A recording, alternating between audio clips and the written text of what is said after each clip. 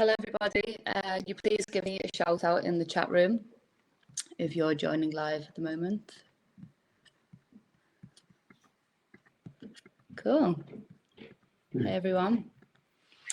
So welcome to the second edition of our Business Keeps on Dancing webinar series. Thanks everyone who joined us last week as well. If you can hear me, give me a shout out to let us know where you're listening from. And if you've got any thoughts or builds as we go through on the questions that we're asking, I'll keep an eye on the chat. And if we've got any relevant questions that we can put to our panelists, we can ask them. So for those of you who haven't joined us before, Business Keeps on Dancing is an initiative bringing together industry experts and thought leaders to talk about how we can build pioneering and successful brands. So today's topic, we want to focus on the question, is now the time to experiment? We know that teams are working remotely at the moment, budgets have been cut, however, brands do need to keep building a loyal fan base. So there's more competition online than ever before. So how can you make your content relevant and cut through the noise? Is now the time to experiment with that. With sales on the back burner for many businesses, this is the time for creativity to shine through. And this is the rare moment in time when pressures of targets and calls to actions can be forgotten, and you can think about how to really connect with your community. Authenticity is really valued by many consumers in uncertain times, and there really is an underlying trend that content doesn't have to be perfect and polished right now. People are looking for relatable content, so real and raw is actually good right now. So is it time to be testing more of that content out? And another trend that we're seeing is many emerging platforms are growing rapidly, such as TikTok and Twitch, and loads of innovative technologies are advancing even further. So things like live streaming and AR and VR are getting even better. So where do you begin with all of this? So today I'd like everyone to please give a warm welcome to our panelists. We've got promoters and marketers from some of the biggest brands and some of the biggest events in the world. So I'm so excited that they've been able to join us today. We've got Victor de la Serna from Elro. He's the music director. We've got Max von MENSENKAMPFF. He's from Fabric, senior marketing manager. And we've got Jack Walsh, who's the head of marketing at SNOWBOMBING. So yeah, really excited to have you guys on. And thanks for joining us today. So today we want to explore three different areas. First up, we're going to chat about experimenting with new types of content and new platforms. So finding out a bit more about how our panelists have tested out new ideas in recent weeks. Secondly, we want to go through the creative process behind content production. And then thirdly, we're going to have a chat to our panelists about some of their best practice tips for experimenting with new content. And then we're going to finish with a Q&A with some of the questions that you've all sent in. So thanks to everyone who sent your questions in. It's been so great to speak to new people and hear about what your thoughts are and what you want us to discuss. So please keep them coming as well. So we'll start off with our first question. So experimenting with new types of content and platforms. As I mentioned earlier, many marketing teams are now working from home, and it feels as though audiences are really willing to relate to this. Right now, people can't relate to £1,000 video productions, slow-mo after movies, and all of that polished content we might have put out previously. People are sitting at home with a shirt on and sometimes pajamas beneath the computers. Don't worry, I've not got my pajamas on today. But there has been a shift in content becoming more homegrown, not polished, and really relating to the fact that we're all at home right now, and maybe it's a bit difficult to produce the content that we might have in the past. But this is actually good news because it's likely that a lot of us have had our budgets cut. So this actually provides the perfect opportunity to be resourceful, to be creative and really innovative with your content. Some data has come out recently from CrowdTangle, which is quite interesting. And they've reported that people are moving beyond just passive content consumption now.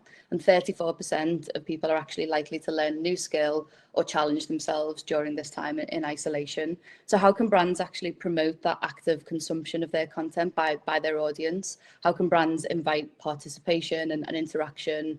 Live streams are really booming at the moment, but how do you avoid people just sitting still and watching the video before eventually dropping off? How do you really keep them engaged with your content? And as I mentioned before, there's many platforms who are experiencing a boom in downloads. So whilst most people are in lockdown, Many of these platforms are favouring short form, spontaneous, genuine content such as TikTok, and there's a wealth of longer form live stream options now available through Facebook, Instagram, Twitter, Twitch, YouTube. That there's so many options. So how can you use all of these new trends to experiment with your content? So we're going to start off with Victor from Elro. So for those of you who may not know, Elro is regarded as the craziest and most colourful party in the world, with one of the most immersive music experiences. Elro has created events that have been attended by more than 2.5 million people over 50 cities across the world, including Miami, Shanghai and Amsterdam. When I think of Elro, from being to the parties, I think of DJ booths and spaceships and dancers on stilts and confetti to fill a football stadium. So Victor, the concept of Elro is really based around the fact that people don't just want to go to a club and just watch a DJ set anymore. They very much want to interact with their surroundings. They want to play games and they want to be part of a show. So if you're not able to deliver the crazy party in a physical sense right now, how have you brought the party online and experimented with new types of content? Hi. Well, first of all, thank you for having me. And this is a great initiative for everyone at home. Yeah, I mean, it's obviously challenging when your whole business is based on entertaining people and people that get together in a club. So you have to find a way to entertain people while they are at home. As you say, obviously, when people are staying so much time at home, you have to do something to keep them engaged, and you have to do something to keep them engaged with the content that you create. Because normally, as promoters, we create content that is based on. Sorry about this guy. It's going to be a bit of a pain. We always create content that is based around our events, our festivals, and what we do outdoors, you know. And these days, since we cannot do these things outdoors, we have to create it. Who created indoors? So yeah, I mean, it's luckily we are a very creative company. As you say, from our events, we are, you know, we try to do things differently. It's not all just about the DJ. It's just about the whole experience from the minute that you buy your ticket until you leave the event. You know, we try to do that. Now in here, obviously the first resort we did was the home sessions, the ELROW home sessions where we got DJs. But you know, the reach has just been incredible. I mean, we're talking in the millions of people watching the streams, not live at the same time, but obviously when the stream is kept on Facebook or on Instagram or wherever it is, then it's just you know, it's just like huge. The expansion is huge. So we just have to come up with very different ideas to what can keep people engaging. Because I don't think that even a 2 hours DJ mix keeps people engaged for 2 hours. You know, staring at a screen, seeing a DJ play music.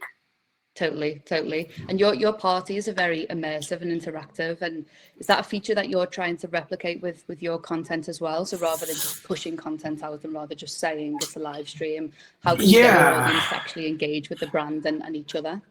I mean, obviously the thing with social media these days, people that are watching the stream, we've done, I don't know if you guys have seen it, but for the first weeks we did our after movie from the home, you know, from our home sessions, which is basically the people that tag us while they're watching the home session at their homes, and they're having their own party, and some of them they have like inflatables from ELROW, some of them will have confetti, you know, some of them are drinking, some of them are wearing fancy dress. So you know, it's a way to bring them what they're missing to their house, and I think it's working great, you know.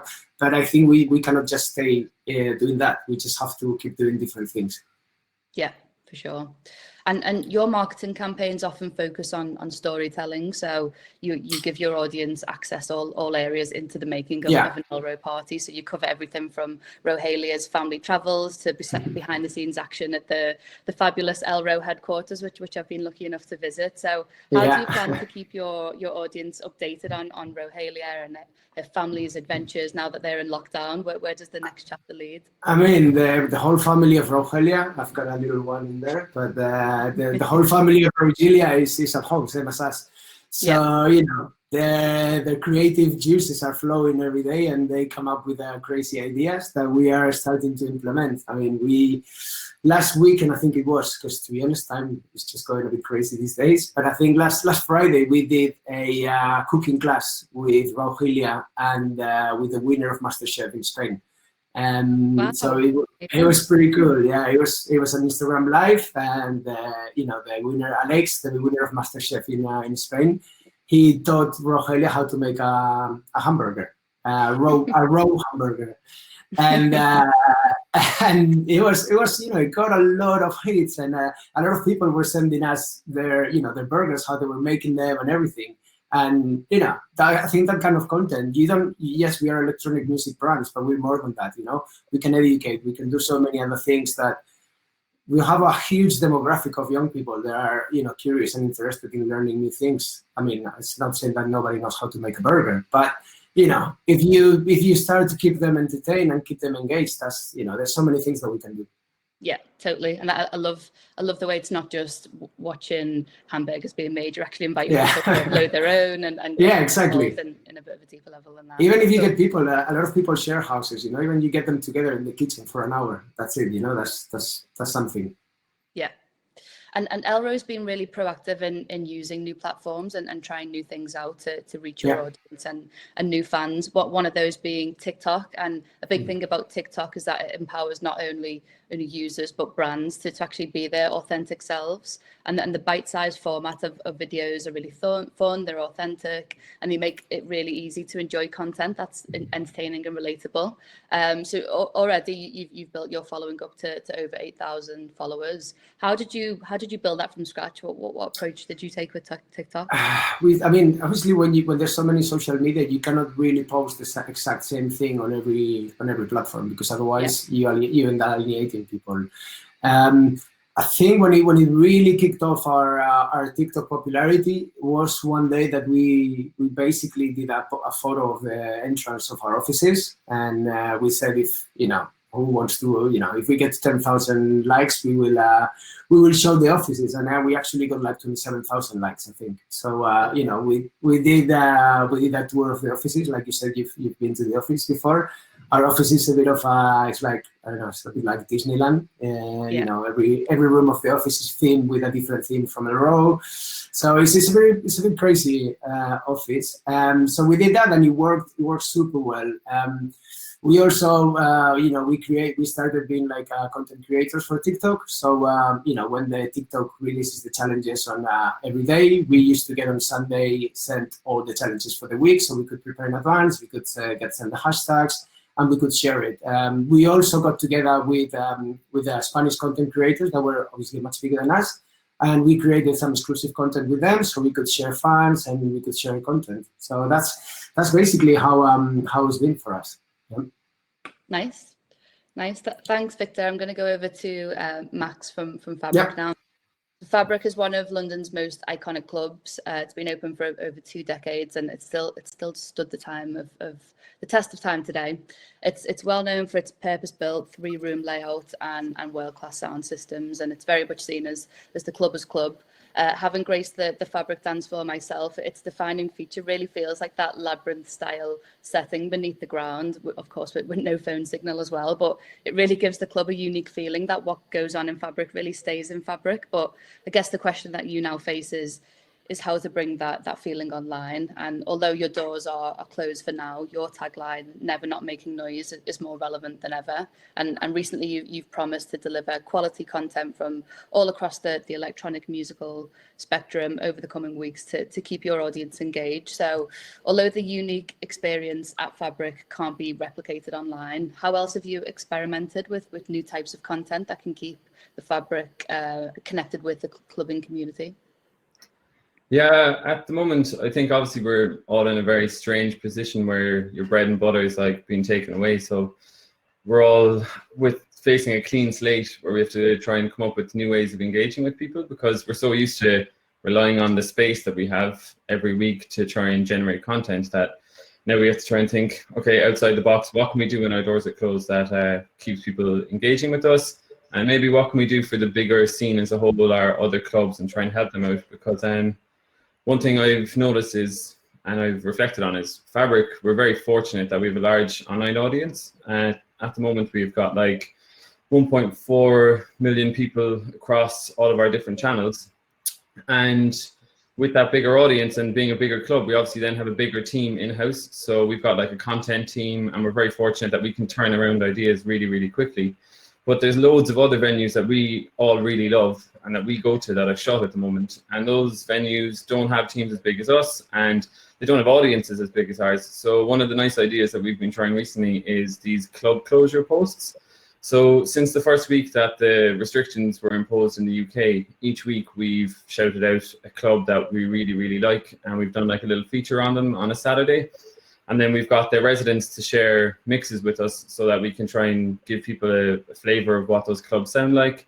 So on the first week we had Sub Club in Glasgow, and then we went to Bucharest, where we went to Club Guest House, and we got a mix from sorry, the name's fading me now, but I can't think of who we had from there. And then last week we went to Pickle Factory, who are our neighbours here in London as well. So it's like, it's very rare that you'll see businesses that compete with each other, especially in the instance of like Pickle Factory and Fabric, shouting each other out on social media. So I think it's a nice chance for us to try and use our bigger platform and our voice to try and highlight some of these other clubs that we really, really like. And yeah, if it wasn't for the coronavirus, we probably would have never thought of doing that. And now that we have done it, we're like, actually, this is probably something we keep up once we do close, because I think when you get into the weekly programming of events, it's quite competitive, like the market that we operate in London especially. So is there really a need for us to like not look out for each other when this ends? Could we actually work together a bit better? And I think this is definitely the first steps towards doing that. It's interesting. And recently you reimagined the popular TV show Countdown with your own version, Lockdown. How was that rolled out, and what was the thinking behind that? Yeah, Lockdown. Lockdown was a great idea by Alex on our team, who runs all of our digital advertising.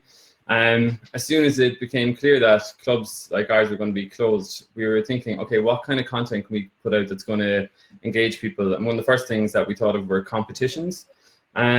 But instead of just doing a competition where we were going to give away like music related prizes or records from like the label, these kind of more obvious choices, I wanted to try and do something that would actually benefit the winners at the moment, you know, like try and get some health focused prizes and stuff like this. So we reached out to a couple of brands about doing a collaboration, and we got loads of people that were really, really interested in joining us and offering us like organic immunity boosting shots and juices, things that would really like help people feel good at the moment if they won them. And all we needed then was a competition. And to try and come up with that, Alex one day just jumped on a Teams call with us, and he said, Lockdown sounds really like Countdown. And he was like, maybe we could do some pun on that. And the team just got together, and we got our art team involved, and we quickly turned around the assets. And yeah, I think it kind of generated definitely a different competition than we normally do, like just the kind of like, comment, share type stuff, and it was quite engaging. And I think it's probably one of the most engaging things that we've shared, especially on our Instagram stories and on Instagram in the last few months. So yeah, really happy with how that turned out. Nice. And artists who play at the club really seem to have quite a special connection with Fabric, and you've built quite an impressive back catalogue of artist interviews and editorial content over the years. Have you thought about how you can think of new ways to present that content with artists through social platforms if you're not able to sit down with them in a room and do the interviews? Yeah, that's something that we do regularly in terms of like written content, and I think Fabric's really fortunate in that it's always had a kind of a focus on other content outside of just the club, and the artists that we get in each week tend to really engage with that too, and they're very forthcoming and offer us pieces regularly. So our content manager, Christian Williams, looks after all of our written content, and he's built up a team of contributors. And I think actually some of the content that they write is definitely some of the best written content out there. But one of the challenges that we face is written content. It's not really as engaging as it was before. I think the attention spans of most people have like diminished in recent time, especially as like TikTok, Instagram, these things have come along. So one of the challenges we've had recently is, okay, this content, we all believe in it. It's really good. You get some really good artist insights, but how can we try and change the way we deliver that to people or offer it in a new way? And one of the things we've done recently is we've got a feature running on our blog for several years called In the Bag. And In the Bag asks DJs to pick out 5 to 10 records that they're playing on rotation at the moment and give a bit of insight about why they play them. So for the fans and stuff like that, it's a really good insight to learn like the kind of things that influence your favorite artists. But what we were doing previously to promote that was we were creating static Instagram tiles, images that were just encouraging people to go onto our website and read these things. But realistically, I think it's almost impossible to get people from Instagram to your website to read a long form piece. It's like one of the biggest challenge is getting people off Instagram with any kind of thing that you're doing. So we decided, okay, let's stop trying to take people off Instagram to get that content, and how can we put that content in a way that it's focused for Instagram. So we've changed up how we share this feature in particular now, and instead of just using a static image to say go read this, we now take the tracks that people select and we make 5 to 10 individual clips, and then we post those clips on Instagram, and we put like quite a bit of text in there so people can read and get all those details on the platform. And the engagement since we've done that has gone up by like 300%. So it's something that I wish we did 2 years ago, but yeah, it's one of those things that we've definitely like figured out in recent months. I think this whole experience is a learning curve, and it's kind of pushing people out of their comfort zones and trying to think of new ways to approach things. It's good to see you've had some success from that. When trying out new platforms, I think it's really important to know your audience and where they're actually spending time. And is a platform such as TikTok, which has got a higher percentage of Gen Z, relevant for your audience? And how would you decide which platforms to test out? So the TikTok question, I think everyone at the moment is like TikTok, TikTok, TikTok. And for the last few months, I've been doing the same thing with my team. I've been kind of banging on about TikTok and trying to think of ways that we could use TikTok, because it's obviously where a lot of the newer generation of customers coming through are living at the moment online. So it's like, okay, how can we do it? But the question for me, when you look at these different platforms, is, okay, we should really ask, like, what can Fabric do on that platform that's relevant to the platform's audience, you know? Yeah. We need to try and do those things that are relevant to the people that are there and stay true to our brand. And like, if we can do something that will engage with people that use TikTok and still being related to Fabric, we'll definitely try it.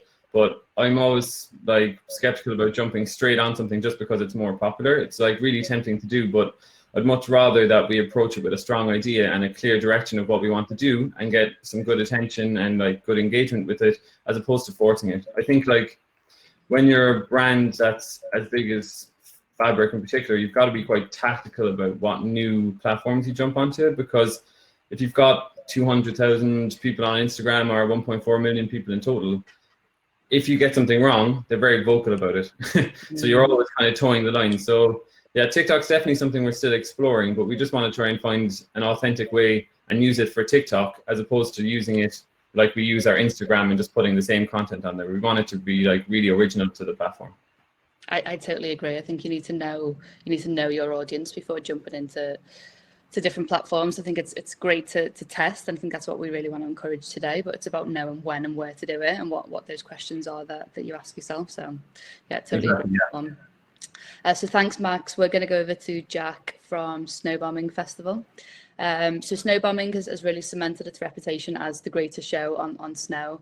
There aren't many festivals where you can go on a road trip through the mountains, ski on the slopes, party in a forest, rave in an igloo, and then relax in a lovely alpine spa. So unfortunately, like many others, the festival has had to postpone until next year. And the snowbombing experience is certainly one like no other. There's a big community of like-minded people that you've built around the brand over recent years, and the next 12 months really provides an interesting opportunity for you to keep that alpine party experience running through your socials with new types of content. So the festival would have been taking place next week. However, Jack, you've put together a Planet Snowbombing stream to keep your audience entertained. Can you tell us a bit more about that and how that's come about? Hi, Sean. Yeah, thanks a lot. So yeah, basically, obviously, next week would have been Snowbombing. And us and the team would have been going over this week to get it set up and get it all started. And obviously, it's left a huge void in our lives and a huge sort of absence of purpose and a huge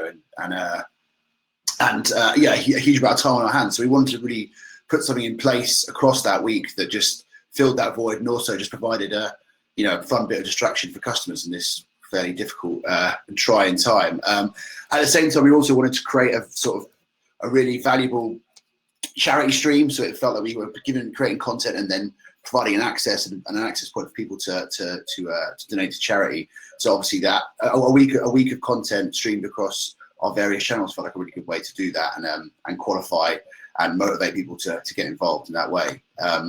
So Planet Snowbombing came out of the original brand we designed for our street parties. So that's one of the big parts of Snowbombing Week, is we have a street party in the middle of town, which actually Elro hosted one year, which was amazing. And it's a really big part of the week. We had the streets headlining, and we called it Planet Snowbombing. It was kind of like the idea that we were beaming down from a remote planet, and it was this sort of world full of oddities and weird stuff and fancy dress and just kind of sort of outlandish behaviour that kind of snowboarding represents. So we transferred that to to this week of content next week instead. We felt it fitted quite well, and that it felt like the brand fit quite well to be beaming down to people via our various bits of content into their isolation stations, and just providing something fresh and fun for people to interact with, really. Nice. And what platforms will you be using to stream on, and how did you decide which ones to use? So Facebook is obviously is a big one for us. It always has been. We get most of our interactions and website click-throughs and actual sales through Facebook via advertising. So that's obviously going to be the main one. Our crowd is predominantly mid to late 20s to mid 30s and a little bit above. So Facebook is very much their key portal still. I know the title of this is about experimenting, so it feels a little bit boring to be talking about just Facebook. Obviously, we're going to do a lot on Instagram and Twitter as well. And we're currently looking at whether Twitch is right for us. But so I was going to talk about a little bit later. But I think with Twitch, we found there's a barrier to entry with the Time Machine account that you need to be able to look at content and interact in that way. So we felt maybe that was a barrier to entry that was maybe a little bit tough. For next week, we want to just really make the content, get it out there, and get as many people on it as possible, and just make it as accessible as possible. And then maybe the weeks ahead is about sort of developing the new channels for us a little bit. But Facebook, Instagram, Twitter, the three amigos. That's going to be the ones we use it next week, predominantly. It's a good point, because I don't think people should need to feel a rush. Should have the need to rush into new platforms, as you said.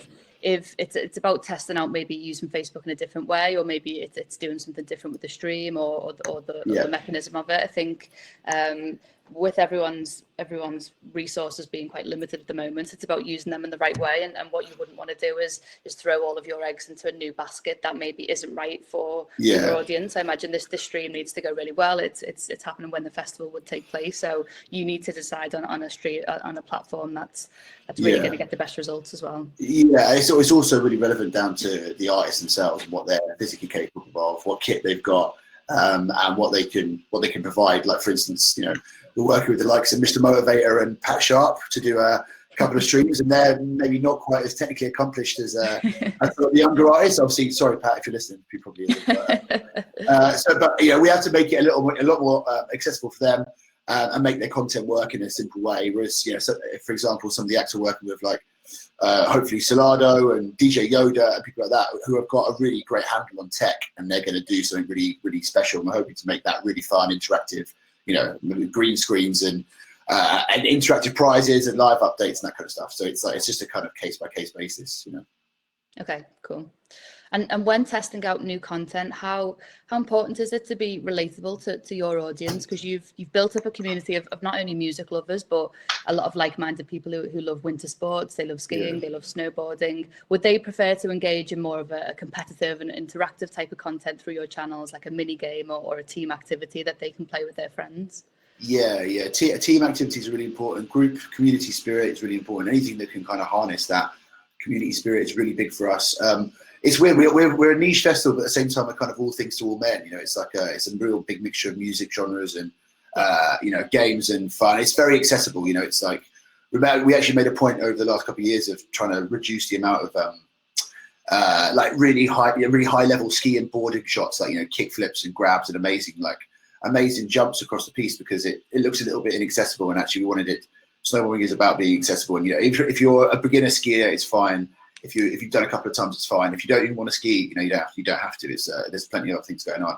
So, but in terms of the content, that's what we always try and really put into it. And yeah, communal stuff, things that kind of rose tinted memories, nostalgia, and the idea of kind of being together and harnessing that 1 week a year where everyone's together in the same place is the content that really inspires. That is what works for us, without a doubt.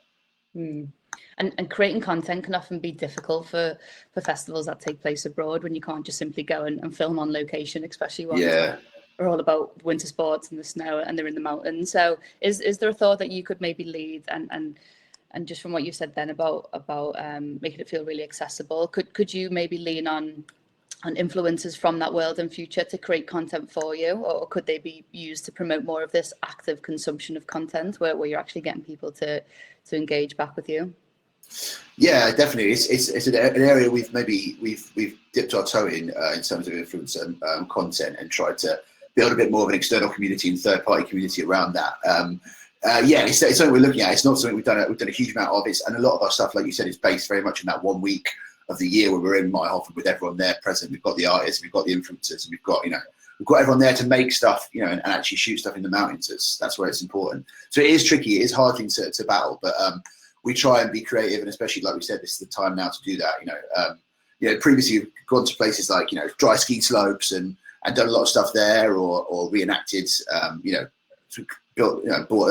rented a snow machine and made sort of fun stuff in a living room and things like that. So it's like now hopefully we're going to be able to lean on those creative assets that we've got and really try and build some more stuff like that in this time. Sounds great. And at the moment, you've got over 260,000 followers across all of your social platforms. What would you consider before trying out new platforms? Because you've got such an engaged audience on your current platforms, you wouldn't want to dilute that. But what are the questions that you'd ask before you tried a new platform? I think the tone of voice on each channel is so different. Each social media channel has its own complete, unique approach, and you have to be very different. The days of just cross-posting the same thing across each of them are gone. We still do that a little bit, but I mean, by and large, it's gone, and you have to create a whole new strategy for each one. So the kind of audience that are on each channel is obviously really important to us. Like I said, we've got mid to late 20s to mid 30s crowd. Obviously, Facebook is still really important for that. Instagram we use as a kind of beauty spot kind of channel mainly, just to showcase the amazing location we've got. Still very much our USP. Being a festival in the middle of the mountains is really it's a massive USP. So we use Instagram to try and showcase that as much as possible. TikTok, obviously, we've looked at, and the previous guys have done a lot of chat on TikTok. I feel like as a guy in my early 30s, it's illegal to be on TikTok maybe at the moment. I definitely don't feel, if it's a cliche, but I definitely don't feel comfortable on it, and I'm not aware of it's possible. What I loved about the ELRO approach is that they had the chicken ambassador. Sorry if he has a name, I can't remember his name. He's their brand ambassador on TikTok, and having that kind of character to use for when exploring new platforms is really good. We've got a lot of kind of ambassadors, but I think maybe we're going to try and find one in particular to use as our entry point to TikTok and build it around that rather than just kind of a bit more of a faceless approach. So when we're thinking of platforms, I think that the tone of voice is really important. And if it works for us, then great. If not, then we'll kind of tend to focus on the other ones a little bit more and sort of really harness what we've got on those. Thanks, Jack. We're going to move on to our second section now. So what we want to dig a bit deeper on is the creative process that goes into experimenting with new content. I think it's one thing thinking of a crazy idea. It's another story actually putting that into action. And at the moment with teams working remotely, it's easy to become less aligned, less motivated, and ultimately less creative. At Mustard Media recently, we've introduced digital whiteboards and loads of other online tools to keep up our idea generation sessions and really maintain our creativity. And it's really left us feeling so energized. We're all really inspired. We're all really ready to take on new challenges rather than being scared of some of the bumps that might pop up along the road. I think it's a good way to bring people together. And I'd love to hear how our panelists have approached that creative process as well. So Victor, Elrow's always been a brand that thinks outside of the box. products, and one of your brand values is to trade in wows, which I love that. And the idea that great just isn't good enough. You want to shock, you want to surprise, you want to delight people, and you don't want people to feel comfortable. You always want them to feel amazed and provoked in some way. So what is the creative process for coming up with those new content ideas as a team at Elro?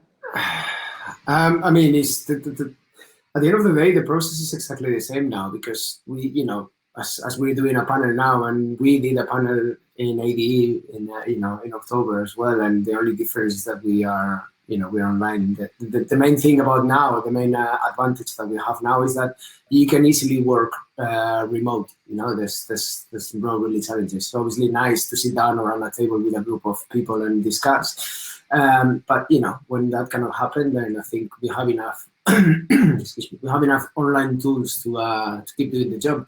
For us, it's about trying to, same as when we do, when we create a new themes or when we create a new product within the brand. It's just putting the ideas out there, and the creative team is still working. They're still, they're still thinking ideas. There's already some ideas that we have put in motion, or we're gonna start putting in motion. Thinking about the future and how are we gonna come out of this situation, and what's what restrictions we're gonna have, and but judging on different positions that we can think that might happen, we will have different things to do. So yeah, I mean the creative flow is the same. Right. As I said at the beginning, luckily we are a very creative company. I mean, I'm the music director, so I don't directly work on marketing or on the creativity, but we are all involved in the creative procedure, and we all every idea is valid. And as we say in our company, doesn't matter how stupid you think your idea can be, you never know where can that take you. So yeah, just keep thinking. I just wanted to touch something quickly, if possible, about TikTok, because obviously, it seems that we just jumped into TikTok because it was crazy, and I have the similar feelings to Jack and Max that no, TikTok is not for everyone. It just seems to be on everyone's mind now, but it's definitely not for everyone. As you said, for us, obviously Rogelia, our chicken, has taken over the all the content on TikTok.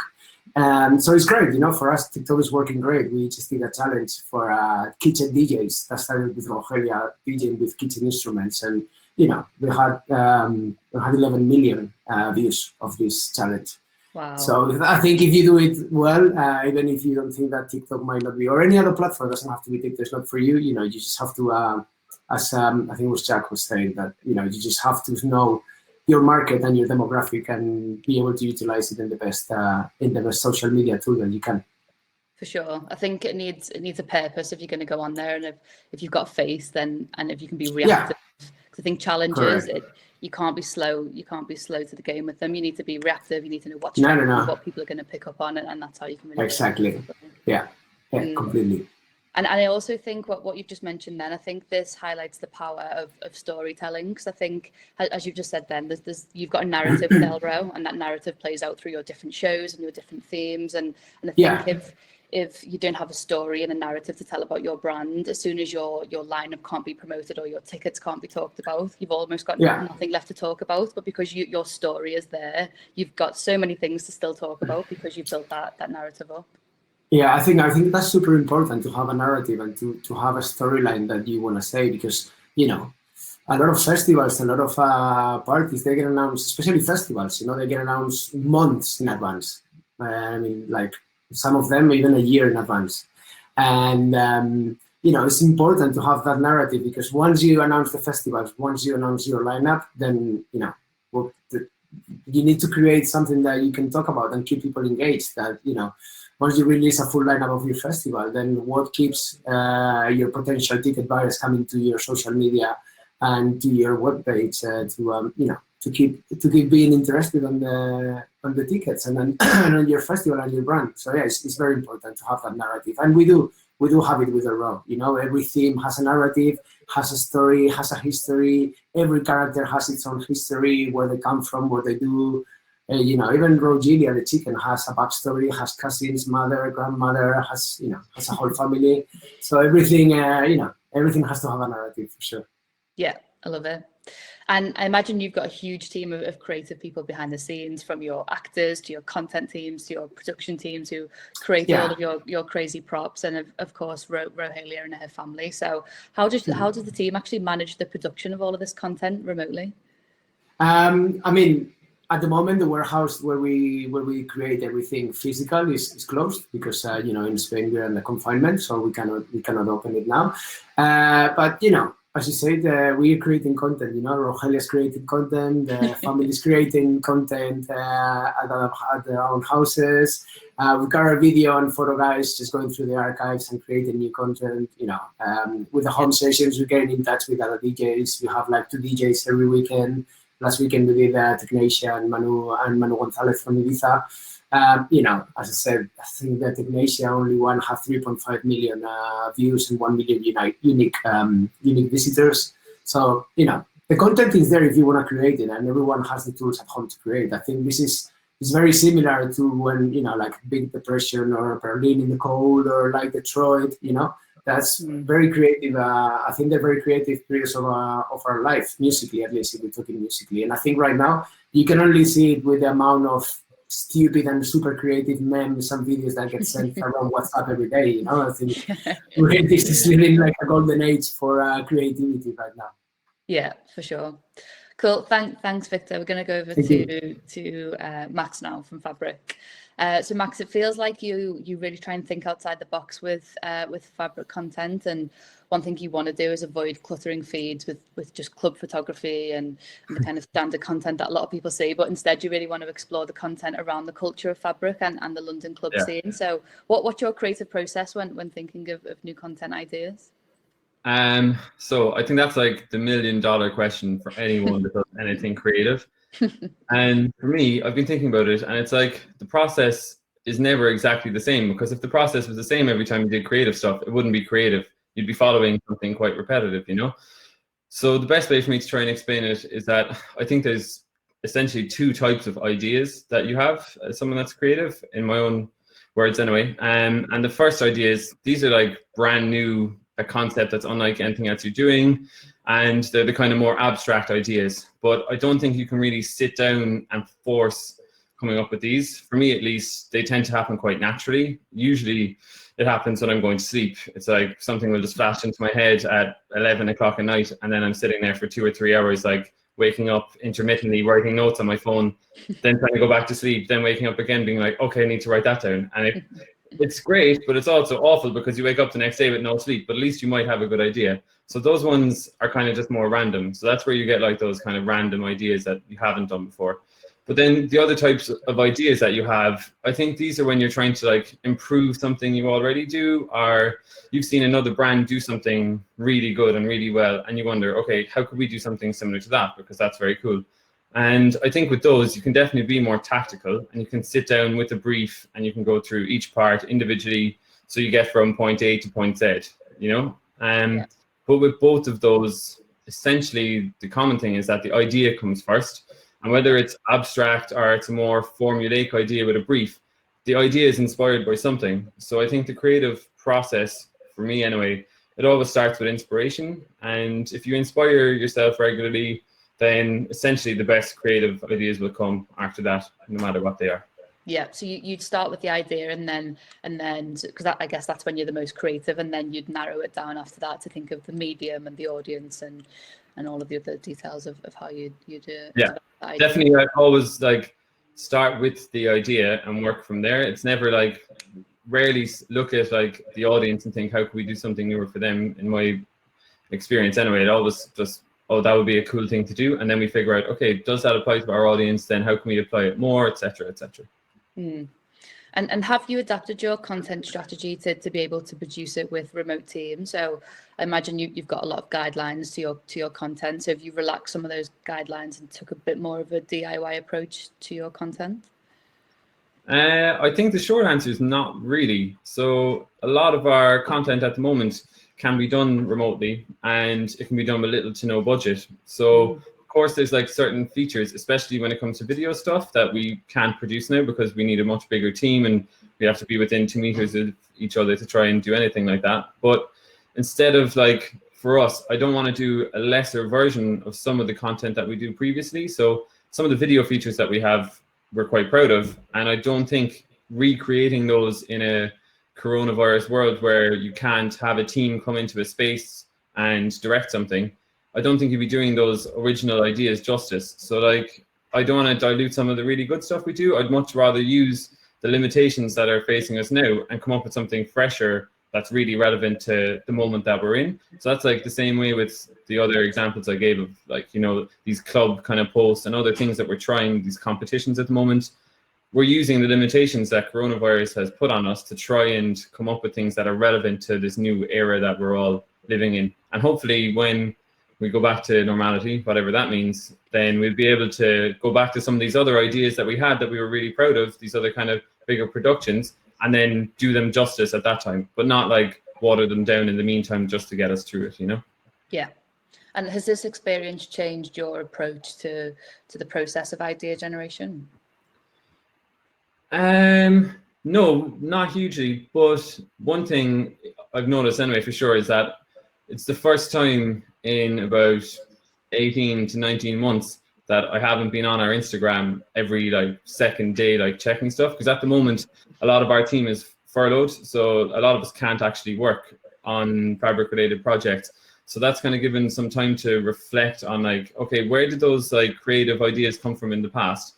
And during that, I've realized that when we go back to normality, I think the things that we'll probably change is definitely give ourselves more time to try and like daydream at work or like come up with ideas, you know, and just, yeah, I think that's the thing that will change when we go back is that we'll realize, okay, we do need some more time outside of the office because now that we've been like taken away from the office and some of us are working remotely, we've had some really good ideas and that's where they've been born. So it's, yeah, I think that's the thing that will probably change when we go back.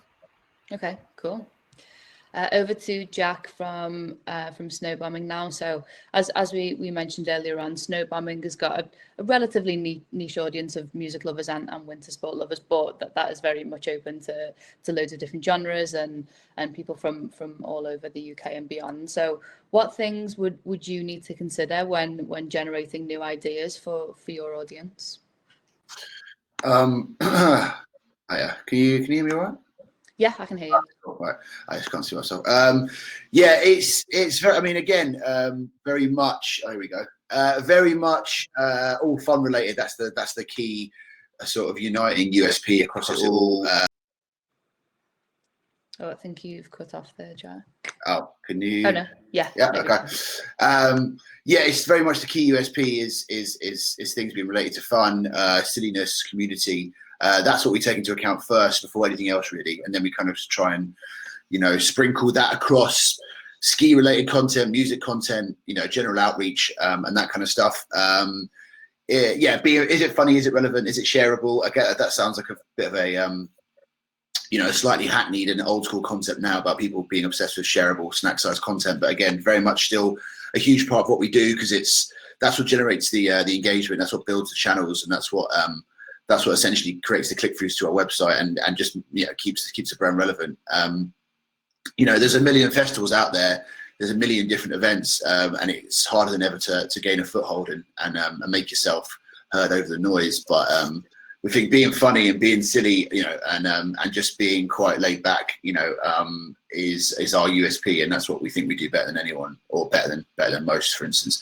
And again, it's something that we're hoping to transfer into all this, especially with next week. You know, it's like people could do with having a bit of a distraction, having a bit of a light-hearted approach to things, and just you know, trying to be quite frank and honest and open. I think that's what we want to communicate across all the various bits that we're doing, and that's what we think will help foster that community feeling more than anything else. Yeah. It seems like whenever you're approaching content, you always lean back on your brand values, which seem to be this fun, this silly, this outlandish behavior element. That's what your content always leads back to. Yeah, exactly. And what and who is involved in your content process from inception to delivery? How does that all work? So myself, we've got quite a small core team. There's only about 3 or 4 of us who work on the festival year round and on various other bits. And everyone's really involved. There's myself and Sam and Maddie who look after the event management and run that mainly, but we're all very much involved in it. We have and Gareth, who's the owner and founder of the festival, and he is always really keen on pushing. Again, I keep using the word fun, so I'm repeating myself a little bit, but yeah, the fun aspect. He's absolutely obsessed with that, and that's what he wants to imbue into every single element of the festival. You know, whether it's we've got like the Cuban brothers doing the answer machine message on our customer service phone message. We've got things like that. We've got Mr. Motivator doing the video when you get on the transfer coach to take you from the airport to the festival. We've got it's that kind of stuff which it's. I mean, I guess if someone would use the word wacky, I think it could be a little bit wacky at times, but it's more just fun and silly and really kind of like down to earth and on the level with the customers. So that's what, he's very much involved in that and making sure that sort of goes throughout. We call it the craft of daft. That's kind of the sort of overarching name for the brand of ski-based silliness that we try and lay out across as much of the event as possible. So it's quite a small team, and again we've got we've got a long history of regular contributors and faces that that pop in and out, and they've always got loads of ideas about what can work. So we always try and utilise them as well. Nice. And are there any challenges you've faced with implementing new ideas, such as Planet Snowbombing? So I imagine there's a lot of coordination to do with the different platforms and the artists and all the people involved. Yeah, there is. And I also forgot, even though we're in lockdown, I forgot it's a 4-day weekend coming up next. So we've actually got about 4 hours left to try and get hold of people for a lot of time. But one of the main things that we're facing is like a lack of kit, a lack of, like DJs saying like, I'd love to do this. This is a great idea, but I just don't have the ability to facilitate it. And obviously in a normal setting we'd be like, okay, look, we'll come over, or we'll drive someone around and get a producer to come over, and make the content, and make this work. To use an example, Loyal Kana, who was going to be one of the main acts at the festival this year, we wanted to do a bit of an Austrian cooking show with him, and get him, because obviously he's a really keen cook, get him making something.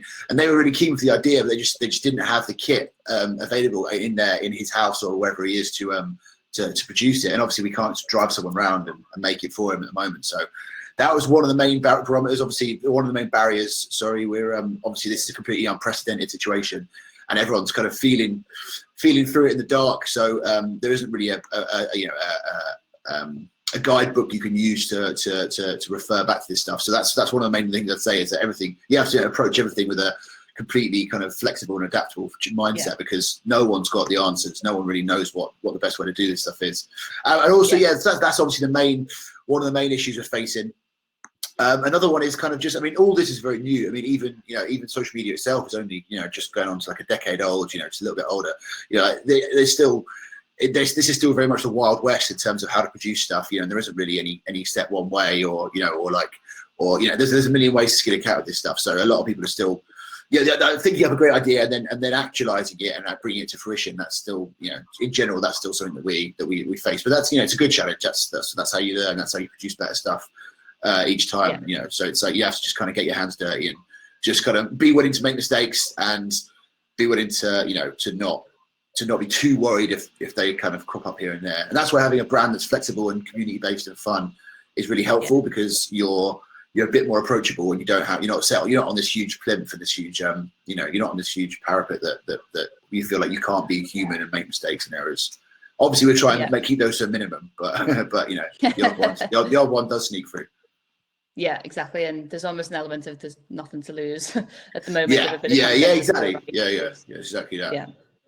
Okay, cool. Thanks, Jack. We're going to move on to our final section now. So here we want to discuss some best practice tips for experimenting with new content. So I imagine a lot of people who've tuned in today are facing a lot of the same challenges and asking some similar questions that we've discussed today. So as Jack mentioned, there's not really a rule book to follow at the moment, but there are a range of questions that should be asked throughout this process, and each brand will face different challenges. So we're going to start off with Victor from ELROW.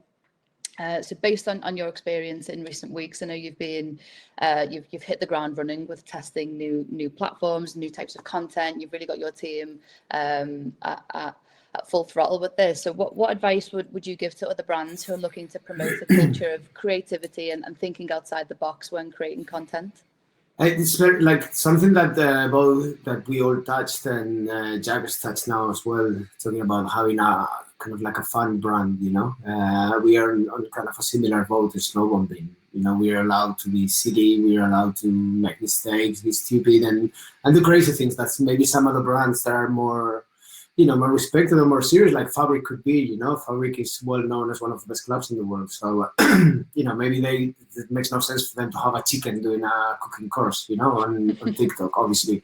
So what I want to try to get to is know your audience. That's the most important thing, you know. If you normally interact and regularly, you know, interact with your audience, you know who comes to your events, you know who's following you, you know where they're from, you know their age. It's very, I'm not going to say it's easy because like you guys say, there's not a blueprint of how to act on this situation. You know, this is new for everyone. But I think that if you are aware of who follows you and what do they like, and obviously you're aware of which posts have you done in the past that have been more engaging than any others, then you have the blueprint there. You know, you've created your own blueprint to, you know, to be creative and be engaging in this different times, in this new reality that we're living in. Nice. Thanks, Victor. So Max from Fabric, I want to ask you a question around what you think the 3 most important factors are to consider when creating new content ideas. Yeah, so I think at Fabric, we're really lucky that we've got an environment that has always encouraged creativity and pushing people to try new stuff, especially because we're here for 20 years. I think that's been one of the reasons that we've survived, is that like there is that kind of background feeling that, you know, there isn't a fear of what could go wrong, you know. And one of the things definitely I've always tried to do since I've been there is encourage my own team to try new stuff as well. So I think if you're to break it down into 3 important factors, the first one I would say would be you have to believe in your idea. So if you're doubting yourself, your team's going to doubt you, and then they're going to doubt the idea. But if you're confident, like you need to be confident when you try something new. So explain to people that, okay, it's a new idea. You can't predict the results because nobody can predict the future, but you want to try something new. And the only way to really progress and to grow a brand is by trying new stuff all the time. And then the second thing I would say is don't overthink it. So I think when generating new ideas, it's very easy to get nowhere because you overthink the risks and you think too much about the negatives that could happen, or you get sucked into the data. But like, you might know your audience really, really well, and you've got loads of insights available to you with like the tools that we have now, but nobody can really predict exactly how they're going to react to something new because they haven't seen it already. So you need to just try it first and see what the reaction is.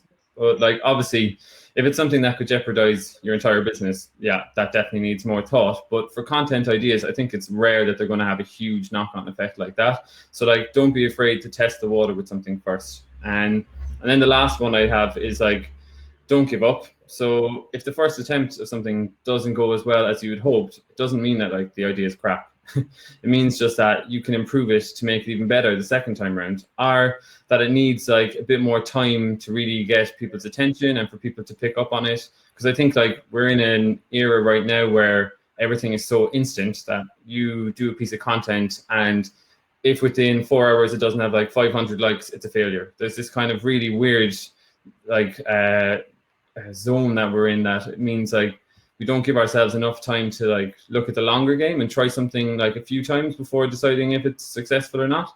So yeah, with that, I think with everything new that you do in life, look, there's always going to be a risk, but if you overcome the risk and you try something, you learn from it, that develops you and the rest of your team in ways that will definitely give you the confidence to keep trying new stuff again. And like I said, that's like the key to, if you want to like longevity in this kind of industry or in marketing, you just have to always try new stuff regularly and not be afraid. Great, thanks, Max. We're going to go over to Jack now from Snowbombing. So you've spoke quite a lot about the new ideas that you're trying out with streams and other things, but obviously with new ideas come new challenges. So what is your top tip for overcoming new challenges when testing out different styles of content? 2 seconds, sorry, bear with me. I think so. Yeah, one of the main challenges that we always face is just one of the key issues that we always have to face is just testing. So like making sure. So I think there's an issue with my screen. Hold on. Yeah, you're on now. All good. Okay, sweet. Top tip for overcoming new challenges when testing out new content. Yeah, so I mean, any kind of data that you can get your hands on, obviously, like the bigger the pages you've got, the more data you're going to get, the more stats you're going to be able to get off Facebook and the back ends of Instagram and Twitter, or whatever channel it is. But it's quite. You don't have to be a really good analyst or a data specialist to sort of see the threads between popular content. Even just things of like just going back down to likes and shares and engagement. It's quite easy to see a thread of what's popular.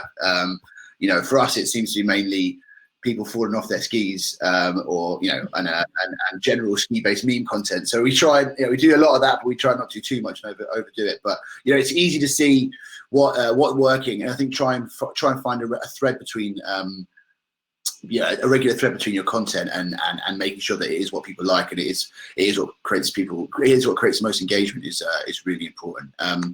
And I think again, one of the top tips I'd say is just look at other platforms. Some of the other guys mentioned this earlier as well. It's like seeing other stuff and sort of being inspired by it. I think copying or catting styles is obviously isn't advised, but just being inspired by other things. There's so many great other producers out there.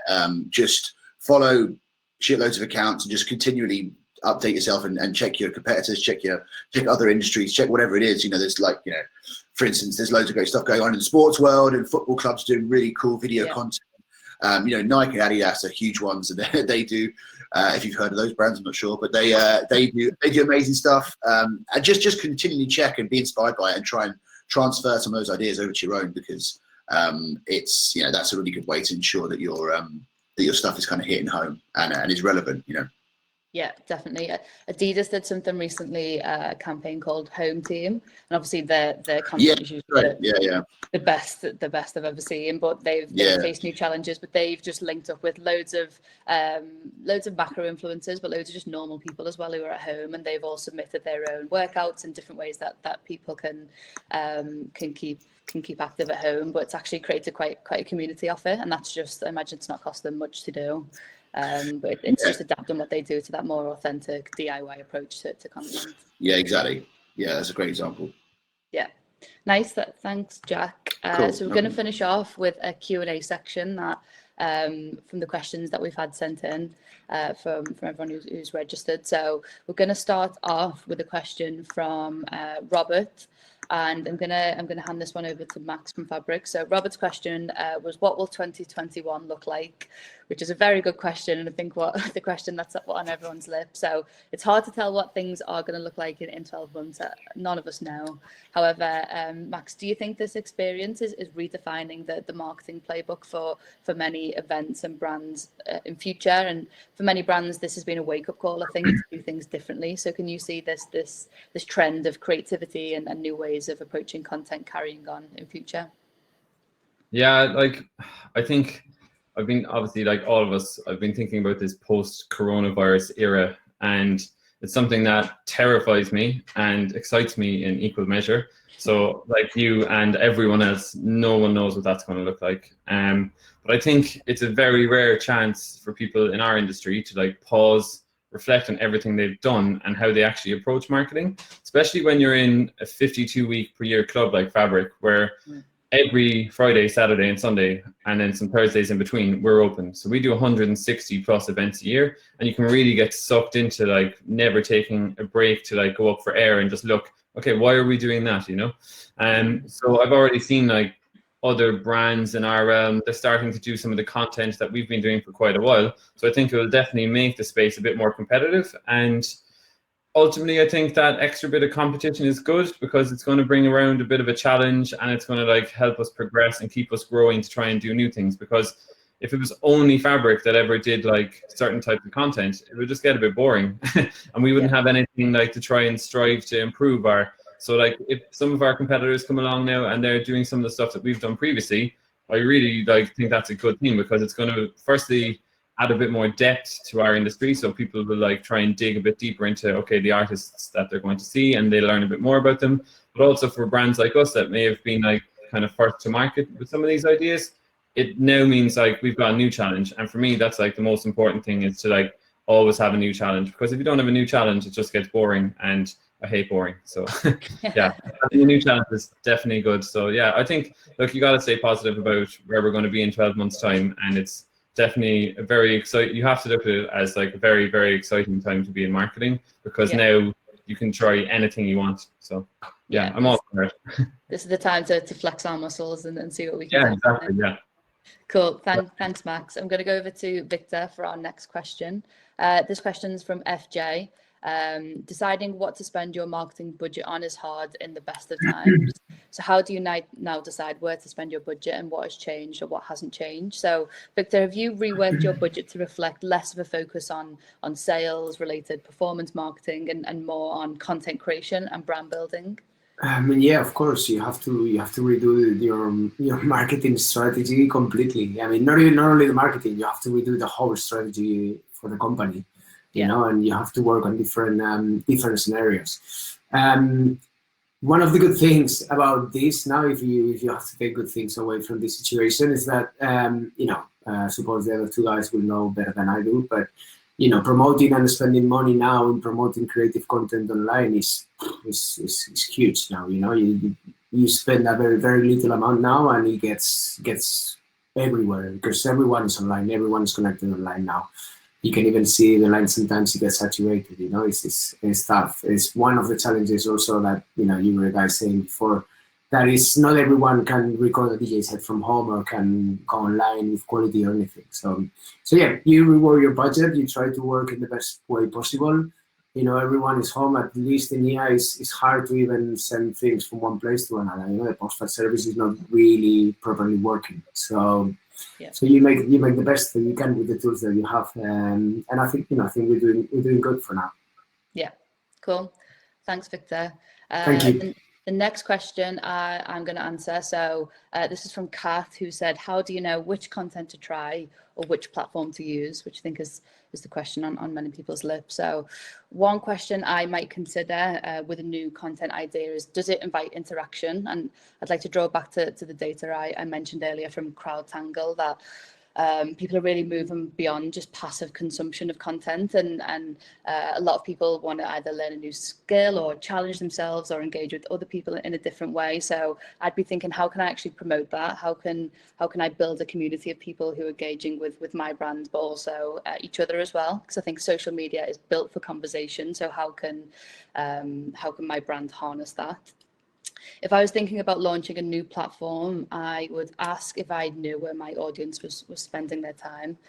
If your key audience is Gen Z and your brand's got a big personality, you've got the creativity to provide them with content that's really valuable and contextually relevant to a platform like TikTok, then there's definitely an opportunity. But it's important to bear in mind platforms like TikTok, they're all about fast culture. You need to be able to jump onto a relevant trend and release a video as quickly as possible, or you could miss out entirely. So it's about making sure you've got the resources and the team to be able to react as quick as you can to that specific platform, and then you'll get the most out of it.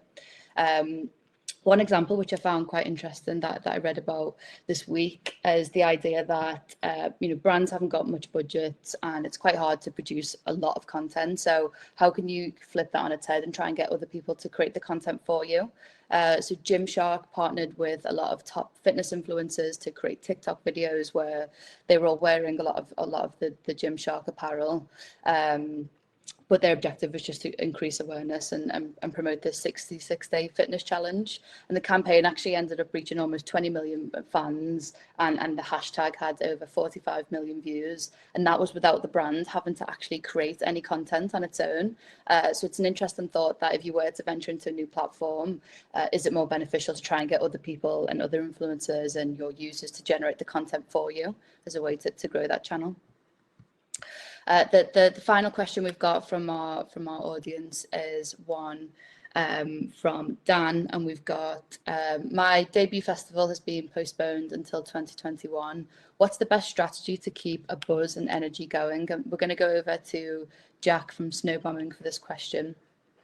And it's quite an interesting question, because for those who have had their events cancelled or postponed, you've now got a whole year to actually plan before your next event takes place.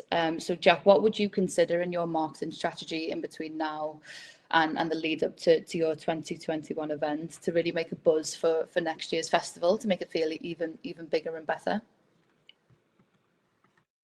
Yeah, that's a tricky one. I mean, what we're, obviously like events and brands that have been going for years that have got strong, so have got built up social media followings, have more of a safety blanket in terms of having be able to create engagement off the back of that and using it. Brands that have just started off the first year festival might not necessarily have those channels of those sizes, so that is tricky. It's like brands that have got huge archive content like Boiler Room right now are sitting pretty because they've got so much stuff to put out during this time. It's like it's actually it's an amazing opportunity to just showcase your assets. So that is very tricky. It's a difficult one to approach it if it's your first festival.